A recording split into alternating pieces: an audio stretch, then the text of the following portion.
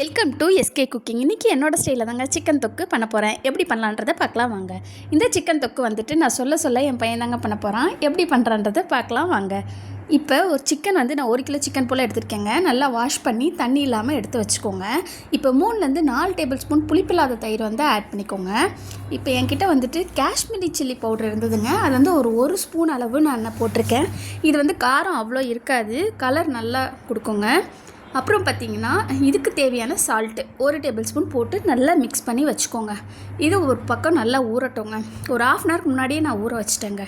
இப்போ இன்னொரு கடாயை எடுத்துக்கோங்க. அதில் ஒரு 3 டேபிள் ஸ்பூன் எண்ணெய் விட்டுட்டு பட்டை, ஸ்டாரு, கல்பாசி, 2 கிராம்பு, 2 ஏலக்காய், 1 பிரிஞ்சி இலை போட்டிருக்கேங்க. இது நல்லா பொரியட்டுங்க. பொரிய வர ஸ்டேஜில் பார்த்திங்கன்னா ஒரு 4 பெரிய வெங்காயம் எடுத்துருக்கேங்க. இந்த 4 பெரிய வெங்காயம் குட்டி குட்டியாக நறுக்கிக்கோங்க. நம்ம எவ்வளோக்கு எவ்வளோ வெங்காயமோ தக்காளியும் நிறையா போடுறோமோ அவ்வளோக்கு அவ்வளோ தொக்கு நிறையா கிடைக்குங்க. இப்போ 4 வெங்காயம் 2 கப் அளவு வந்ததுங்க. சின்னதாக கட் பண்ணி இதில் ஆட் பண்ணியிருக்கேங்க. இப்போ இந்த வெங்காயத்தோடையே நம்ம இதுக்கு தேவையான சால்ட்டும் போட்டுக்கலாங்க. இதுக்கு ஒரு 2 டேபிள் ஸ்பூன் ஃப்ரெஷ்ஷான இஞ்சி பூண்டு பேஸ்ட்டு போட்டிருக்கேங்க. ஏன்னா அப்போ நம்ம ஃப்ரெஷ்ஷாக போடுறப்ப அந்த சிக்கனில் அந்த இஞ்சி பூண்டு பேஸ்ட்லாம் ஊறி அது ஒரு தனியாக டேஸ்ட்டு டிஃப்ரெண்ட்டாக இருக்கும், சூப்பராகவும் இருக்குங்க.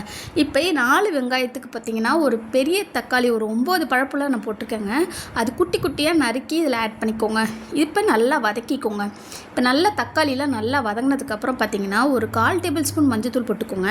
இப்போ நம்ம மேக்னேட் பண்ணி வச்சுருக்க சிக்கனை இதில் சேர்த்துக்கலாங்க. சேர்த்து அப்படி சிம்லேயே வச்சுருங்க. இப்போ நம்ம ஒன்றா இதுக்கு என்னென்ன மசாலா போடலான்றதை ஆட் பண்ணிக்கலாங்க. 1/4 table spoon garam masala add பண்ணியிருக்கேங்க.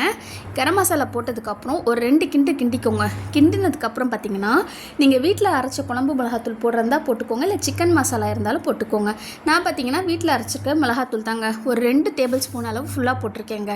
இது நல்லா போட்டு தொக்கு நல்லா தண்ணி விட்டு வந்திருக்கோங்க. சிக்கனில் இருக்க தண்ணியெலாம் விட்டு வந்திருக்கும், நல்லா ட்ரையாகி வந்திருக்கும். இப்போ பார்த்திங்கன்னா ஒரு அரை மூடி தேங்காய் எடுத்திருக்கேன். அதில் தேங்காய் சில்லாக போட்டு ஃபஸ்ட்டு பால் எடுத்து இதில் விட்டுருக்கேங்க.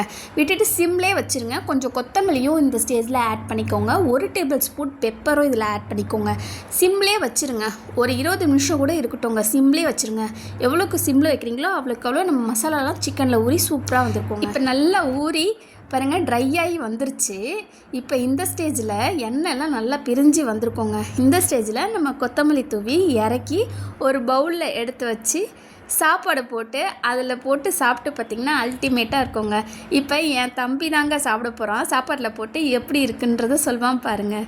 இந்த வீடியோ பிடிச்சதுன்னா லைக் பண்ணுங்கள், ஷேர் பண்ணுங்கள், கமெண்ட் பண்ணுங்கள், சப்ஸ்கிரைப் பண்ணுங்கள். கூடவே பெல் பட்டனே கிளிக் பண்ணுங்கள். நீங்களும் இந்த மாதிரி தான் பண்ணுவீங்களான்றதையும் கமெண்ட்டும் பண்ணுங்கள். பாய்.